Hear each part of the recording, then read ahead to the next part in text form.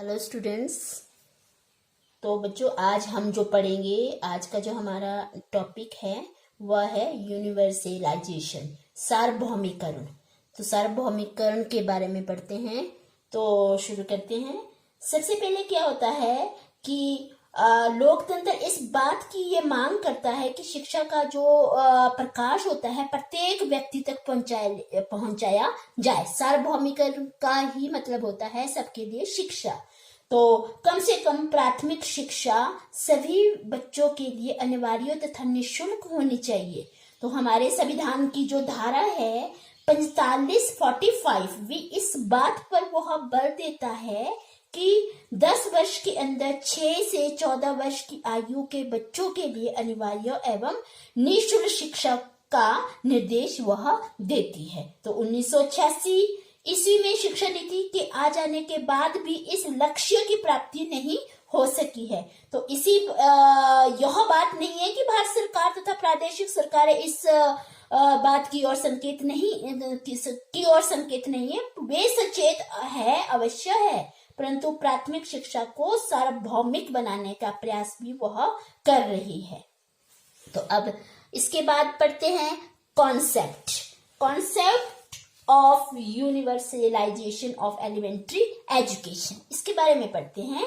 तो हमारा प्राथमिक स्तर पर सार्वभौमिकरण से अभिप्राय होता है कि सार्वभौमिकता के प्राथमिक तत्व से है, और इस जो व्यवस्था है कि सार्वभौमिकता, प्रदेश की सार्वभौमिकता, यूनिवर्सलाइजेशन ऑफ एनरोलमेंट, स्थिरता की सार्वभौमिकता इत्यादि। यानी बच्चों को केवल विद्यालय में प्रवेश ही नहीं देना है अथवा उनके लिए सुविधाएं भी प्रदान करनी होती है।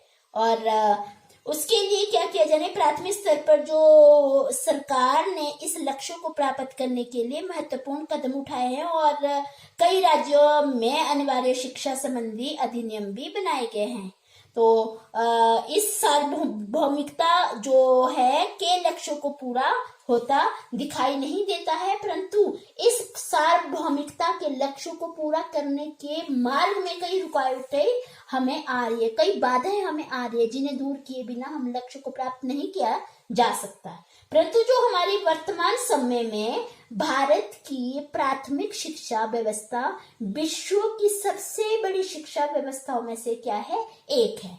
और किंतु देश में स्कूल न जाने वाले बच्चों की संख्या विश्व में बहुत ज्यादा है, सर्वाधिक है, जो विश्व की इस प्रकार की कुल जनसंख्या का 22% है। विश्व के कुछ प्रौढ़ साक्षरों का 30% भारत में भी है, और देश में साक्षरता के स्तर को सुधारने के लिए सभी के लिए शिक्षा का लक्ष्य निर्धारित किया गया है। और इसके लिए 6 to 14 जो एज के जो बच्चे होते हैं, उन वर्ग के बच्चों तथा 15 से 35 आयु वर्ग के प्रौढ़ों को सम्मिलित किया गया, जबकि सार्वभौमिक प्राथमिक शिक्षा का लक्ष्य क्या है, 6 से 14 वर्ष की आयु के वर्ग के बच्चों को शिक्षित करना है। तो बच्चों, अब इसका मीनिंग पढ़ते हैं। सार्वभौमिकरण का मतलब क्या है, सार्वभौमिकता का अर्थ। वैसे तो मैंने कॉन्सेप्ट में क्लियर कर दिया है, परंतु फिर भी इसका अर्थ क्या है कि सार्वभौमिकता का अर्थ होता है कि 6 से 14 वर्ष की आयु तक के जितने भी बच्चे होते हैं उन्हें प्राथमिक शिक्षा अवश्य ही उपलब्ध करवाई जाए। और भारतीय शिक्षा आयोग ने 1966 में कहा गया है, जब हम प्राथमिक शिक्षा के सार्वभौमिकरण की बात करते हैं तो इसमें 3 तथ्यों पर हमें ध्यान देना चाहिए। वो फर्स्ट है कि व्यवस्था की सार्वभौमिकता, कि यूनिवर्सल प्रोविजन। इसमें इस यूनिवर्सल प्रोविजन का मतलब होता है कि इससे अभिप्राय है कि प्राथमिक शिक्षा की व्यवस्था सबके लिए होनी चाहिए। और दूसरे शब्द हम ये भी कह सकते हैं कि विद्यालय की घर से दूरी केवल इतनी होनी चाहिए कि बच्चा आसानी से वहां पैदल पहुंच सके। इसीलिए जो हर छोटे गांव में प्राथमिक विद्यालय अवश्य होना चाहिए, और किसी भी बच्चे के घर में 1 किलोमीटर की दूर ना हो। तो इसीलिए ये सिस्टम यूनिवर्सल प्रोविजन रखा गया है। सेकंड है नामांकन की सार्वभौमिकता, यूनिवर्सलाइजेशन ऑफ एनरोलमेंट।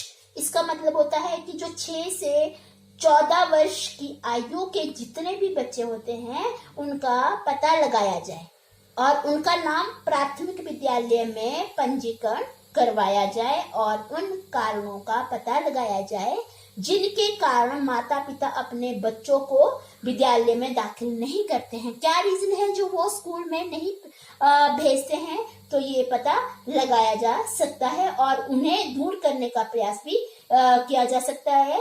तो थर्ड है स्थिरता की सार्वभौमिकता, यूनिवर्सलाइजेशन ऑफ रिटेंशन। इसमें कहता है कि प्राथमिक विद्यालय खोलने व उनमें सभी बच्चों का नामांकन करने के लिए एक और जटिल समस्या हमारे सामने आई है और वह यह है कि जो विद्यालय में नामांकित इन बच्चों को प्राथमिक शिक्षा पूरी होने तक विद्यालय में ही रोके रखना है। क्यों रोके रखना है? क्योंकि जो यह देखने में आता है कि हमेशा यह देखने में आता है कि जो बच्चे होते हैं वो प्राथमिक विद्यालय में प्रवेश तो ले लेते हैं परंतु उसे वो पूरा करने से पहले वो विद्यालय छोड़ देते हैं। तो इस प्रकार की स्थिरता की सार्वभौमिकता का अर्थ होता है कि बच्चा तब तक विद्यालय में टिका रहे जब तक कि उसकी प्राथमिक शिक्षा पूरी न हो सके। तो ये इसका अर्थ था जिसके 3 पॉइंट थे। तो अब शुरू करते हैं इसका कि development of primary education in India after independence. इसका मतलब है कि स्वतंत्रता के पश्चात भारत में प्राथमिक शिक्षा का विकास किस तरह से शुरू होता है। कि जो हमारा संविधान होता है कि संविधान की धारा 45 के अनुसार कि इस संविधान के लागू होने के 10 वर्ष में राज्य 14 वर्ष की आयु सीमा तक देश की समस्त बालक बालिकाओं के लिए निःशुल्क अनिवार्य शिक्षा की व्यवस्था करने का उन्होंने संकल्प लिया है और 1950 में भारतीय संविधान में लागू हुआ था और 10 वर्ष की अवधि 1960 ईस्वी तक समाप्त होती थी। यह जो दायित्व केंद्र और सरकारों का था कि वे इसके लिए प्रयास करें। तो संविधान की धारा 29 से 30 उपयुक्त धारा 45 के अतिरिक्त प्राथमिक शिक्षा को सार्वभौमिक बनाने तथा शिक्षा के अवसर सभी वर्गों को समान रूप से उपलब्ध कराने हेतु यह उल्लेखनीय है। तो हमारे जो संविधान की धाराओं के अनुसार 1960 में 10 वर्ष की अवधि में 6 से 14 वर्ष की आयु वर्ग के सभी बालक बालिकाओं को प्राथमिक शिक्षा सार्वभौमिक अनिवार्य हो जानी चाहिए थी, किंतु आज तक इस लक्ष्य की पूर्ति नहीं हो सकी है। और लोकतंत्र के लिए यह क्या है, अनिवार्य प्राथमिक शिक्षा के कार्यक्रम को संविधान में 10 वर्ष की अवधि में ही किसी भी मूल्य पर क्रियान्वित किया जाना वांछनीय था। अब जो हमारे स्वतंत्रता के पश्चात जब हमारा भारत आजाद हुआ तो उसके पश्चात अभी तक 11 पंचवर्षीय योजनाएं गठित हो चुकी है और जो इन योजनाओं में के अंतर्गत प्राथमिक शिक्षा के विकास के लिए जो कुछ महत्वपूर्ण जो प्रयास किए गए हैं वो निम्नलिखित है। तो सबसे जो पहला है अखिल भारतीय प्राथमिक शिक्षा परिषद, all India council for elementary education AICE। पहला पॉइंट जो 1957 में अखिल भारतीय शिक्षा परिषद का गठन किया गया। तो जो इसका प्रमुख उद्देश्य था कि प्राथमिक शिक्षा के प्रसार एवं अपलिफ्टमेंट संबंधी उन्नयन संबंधी सुझाव देना था और इस परिषद से जो प्राथमिक शिक्षा के क्षेत्र में क्रांतिकारी परिवर्तन हुए। अब सेकंड आता है प्राथमिक शिक्षा एक्ट, प्राइमरी एजुकेशन एक्ट। तो इसमें क्या आता है कि जो अपने संवैधानिक उत्तरदायित्व को देखते हुए भारत के विभिन्न राज्यों में अलग अलग समय पर प्राथमिक शिक्षा एक्ट पास किया गया था और इनमें से जो कुछ एक्ट निम्नलिखित है वो कौन कौन से है। मध्य प्रदेश प्राथमिक शिक्षा एक्ट जो कि 1950 में, हिमाचल प्रदेश प्राथमिक शिक्षा एक्ट 1953 में, पेप्सू प्राथमिक शिक्षा एक्ट 1954, सौराष्ट्र प्राथमिक शिक्षा एक्ट 1956 और पंजाब प्राथमिक शिक्षा एक्ट 1960। तो ये थे जो एक्ट थे, प्राथमिक शिक्षा एक्ट, जो प्रमुख थे। और थर्ड आता है कोठारी आयोग, कोठारी कमीशन 1964 से 66। तो इसमें क्या कहा गया है कि जो प्राथमिक शिक्षा प्रणाली की रचना के संबंध में कोठारी आयोग ने 1966 में महत्वपूर्ण सुझाव दिए हैं। और जो वो सुझाव इस आयोग ने सामान्य शिक्षा आरंभ होने से पहले पूर्व 1 से 3 वर्ष की पूर्व प्राथमिक शिक्षा का वह सुझाव दिया गया है। और जो 3 वर्ष, और इसमें आयु क्रम 3 से 6 वर्ष होगा। इसके पश्चात 4 या 5 वर्ष की निम्न प्राथमिक शिक्षा की व्यवस्था का उल्लेख भी किया गया है। और कक्षा 1 से प्रवेश आयु 6 वर्ष रखी गई है।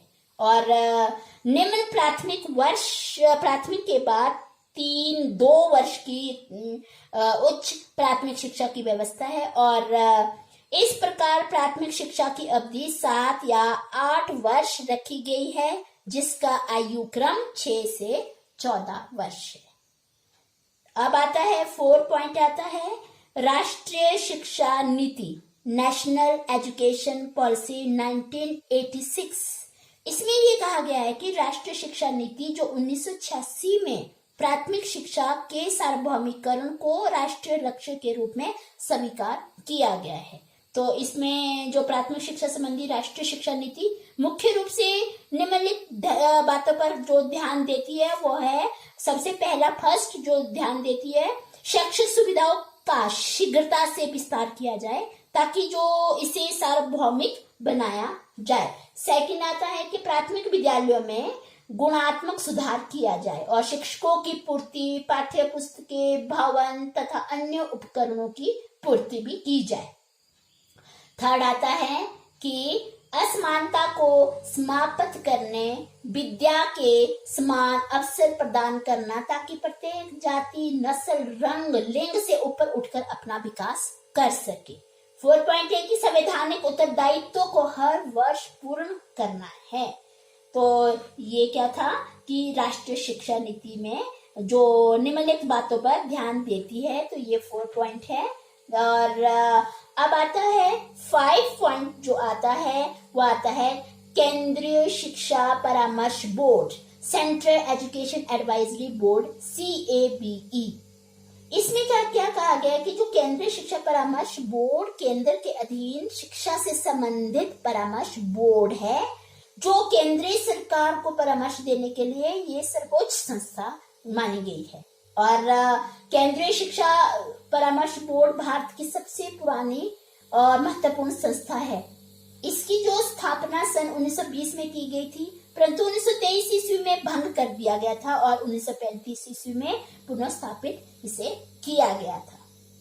और इस बोर्ड की जो स्थापना का विचार कलकत्ता विश्वविद्यालय आयोग ने किया तथा ठीक समय पर भारत सरकार एक्ट 1919 लागू हुआ और इसमें शिक्षा को प्रांतीय विषय बनाया गया तथा केंद्र सरकार के नियंत्रण को कम कर दिया गया। तो इस तरह से जो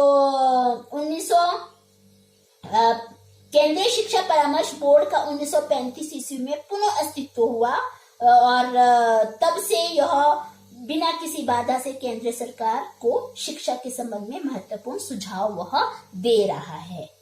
अब आता है 6 पॉइंट आता है लोक जुम्बिश कार्यक्रम 1992, लोक जुम्बिश प्रोग्राम 1992। इसमें क्या है कि यह जो राजस्थान सरकार ने 1992 में प्राथमिक शिक्षा के प्रसार के लिए लोक जुम्बिश कार्यक्रम आरंभ किया गया है। और जो ये राजस्थान सरकार की इस प्रयत्न से प्राथमिक शिक्षा के प्रसार में काफी सहयोग भी प्राप्त हो रहा है। अब जो 7 पॉइंट है 9 देशों का सम्मेलन, कॉन्फ्रेंस ऑफ 9 कंट्रीज। इसमें क्या था, 9 देशों का सम्मेलन। भारत में जो 1993 93 में एक सम्मेलन आयोजित किया गया जिसमें भारत, पाकिस्तान, चीन, बांग्लादेश, इंडोनेशिया, मेक्सिको, मिस्र और ब्राजील नामक देशों ने इसमें भाग लिया था। और विचार विमर्श के उपरांत 18 सूत्र चार्टर तैयार किया गया और इस चार्टर में 20वीं सदी के अंत तक सभी को प्राथमिक शिक्षा प्रदान करने का संकल्प लिया गया। तो ये जो 9 देशों का सम्मेलन हुआ था, तो इसमें जो इस चार्टर में 20वीं सदी के अंत तक सभी को प्राथमिक शिक्षा प्रदान करने के लिए संकल्प लिया गया है। और यह भी तय हुआ कि प्राथमिक शिक्षा के विकास के मार्ग में आने वाली रुकावटों के बिना भेदभाव के लिए प्रयत्न तेज किए जाए। अब आता है 8 पॉइंट आता है जिला प्राथमिक शिक्षा कार्यक्रम, district primary education programme, DPEP। इसमें क्या है कि जो 1994 में शिक्षा के पक्ष में पिछड़े जिले हैं, जिला प्राथमिक शिक्षा कार्यक्रम आरंभ किया गया और जो यह शिक्षा के पक्ष में पिछड़े जिलों में प्राथमिक शिक्षा के प्रसार में बहुत ही सहयोग दे रहा था। और इस कार्यक्रम के तहत जो 21,000 नए औपचारिक स्कूल तथा 67,000 से अधिक नए वैकल्पिक स्कूल खोले गए तथा साथ ही ब्लैक बोर्ड योजना 5.23 लाख प्राथमिक स्कूलों को शिक्षण अधिगम सामग्री दी गई। अब आता है कि पौष्टिक आहार सहायता का राष्ट्रीय कार्यक्रम 9 पॉइंट है, national programme of nutrition support to primary education. इसमें क्या होता है कि जो 15 अगस्त 1995 ईस्वी को पौष्टिक आहार सहायता का राष्ट्रीय कार्यक्रम आरंभ किया गया था और इसे दोपहर के भोजन की योजना कहा जाता है, जो दोपहर में बच्चों को जो मिलता है। इसका बुनियादी उद्देश्य क्या है कि बच्चों का नामांकन, उपस्थितियां तथा उन्हें स्कूल में रोक कर रखना है। 10 पॉइंट आता है सर्व शिक्षा अभियान जो 10 पॉइंट है। इसमें क्या है कि नवंबर 2000 ईस्वी में सर्व शिक्षा अभियान को स्वीकृति प्रदान की गई और जनवरी 2001 ईस्वी में यह अभियान प्रारंभ किया गया। ये अभियान आरंभ किया गया और इसका जो लक्ष्य क्या था कि 2010 ईस्वी तक 6 से 14 वर्ष की आयु के सभी बच्चों को 8 वर्ष की प्राथमिक शिक्षा प्रदान करना है और इसमें कमजोर बालकों को मुफ्त पुस्तकें भी देनी है और ग्रामीण क्षेत्रों में जो रह रहे बच्चे हैं उन्हें प्राथमिक स्कूलों तक कंप्यूटर शिक्षा आरंभ करने का भी यह इसमें निश्चय किया गया था। 11 पॉइंट है शिक्षा गारंटी योजना तथा वैकल्पिक एवं नवाचार शिक्षा, education guarantee scheme and alternative and innovative education, EGSAIE। ये जो शिक्षा गारंटी योजना है, इसमें क्या कहा गया है कि जो 1 अप्रैल 2001 ईस्वी में जो अनौपचारिक शिक्षा, नॉन फॉर्मल एजुकेशन को शिक्षा गारंटी योजना तथा वैकल्पिक एवं नवाचारिक शिक्षा के रूप में परिवर्तित कर दिया गया है। हम यही कह सकते हैं संक्षेप में कि जो शिक्षा गारंटी योजना इसे कहा जा सकता है। यह योजना समाज के किसी भी वर्ग के बच्चों, जिस तरह से बाल मजदूरों, सड़कों पर जीवन व्यतीत करने वाले बच्चों, प्राकृतिक दृष्टिकोण से कठोर जीवन व्यतीत करने वाले बच्चों तथा 9 वर्ष से अधिक आयु के स्कूल न जाने वाले बच्चों के लिए बनाई गई है। और जो इस व्यवस्था ऐसे दूरवर्ती क्षेत्रों में भी की जा रही है जहां 1 किलोमीटर के दायरे में कोई भी औपचारिक स्कूल नहीं है तथा 6 से 14 वर्ष के बच्चों को स्कूल न जाने वाले बच्चों की संख्या कम से कम 15 से 20 हो। यानी पहाड़ी एवं अति दूरवर्ती क्षेत्रों में ऐसे 10 बच्चों में भी एक शिक्षा गारंटी योजना स्कूल खोल दिया जाता है। अब आता है 12 पॉइंट आता है शिक्षा मूल अधिकार, एजुकेशन एंड फंडामेंटल राइट। इसमें क्या कहा गया है कि दिसंबर 2002 में संविधान ने 86वें संशोधन में धारा 21A जोड़ी गई और जिसके द्वारा 6 से 14 वर्ष की जो आयु के सभी बच्चों को निशुल्क एवं अनिवार्य शिक्षा को उनका मौलिक अधिकार कहा गया है। The state shall provide free and compulsory education to all children of the age of 6 to 14 years in such a manner as the state may be law determined. अब आता है 13 पंचवर्षीय योजना 2002 से 7 में प्राथमिक शिक्षा primary education during 10th of 5-year plan. इसमें क्या कहा गया है कि जो 10वीं पंचवर्षीय योजना का लक्ष्य प्राथमिक शिक्षा का सार्वभौमिकरण था और 2003 के अंत तक यह 6 से 11 वर्ष के जो 100% बच्चों को स्कूल में नामांकन तथा 2007 ईस्वी के अंत तक 11 से 14 वर्ष की आयु के बच्चों का स्कूल में नामांकन।